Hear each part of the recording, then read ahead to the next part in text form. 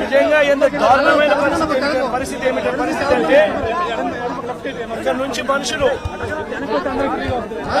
వస్తా ఉన్నారు. ఇళ్లలో నుంచి దాదాపుగా 2 రోజుల పాటు కనీసం తిండి కూడా లేని పరిస్థితుల నుంచి నడుచుకుంటూ వాళ్ళంతా కూడా బయటకు వస్తా ఉన్నారు. ఓట్లు ఏమైనా ఏంటంటే చాలని ఓట్లు, ఆ ఓట్లు కూడా ఎక్కించుకునే పరిస్థితులు, సందుల్లోకి బొందుల్లోకి పోని పరిస్థితి. ఓట్లలో వచ్చే వాళ్ళ సంఖ్య ఎంతమంది ఉన్నారు, నడుచుకుంటూ వచ్చే వాళ్ళ సంఖ్య ఎంతమంది ఉన్నారు ఒక్కసారి గమనించండి. ఈ లోతు దాకా నీళ్లుండి నడుచుకొని వస్తా ఉన్నారు.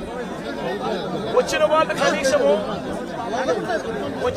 కనీసము ఇక్కడికి వచ్చిన తర్వాత ఎక్కడికి పోవాలన్నా కూడా తెలియదు. ఇక్కడికి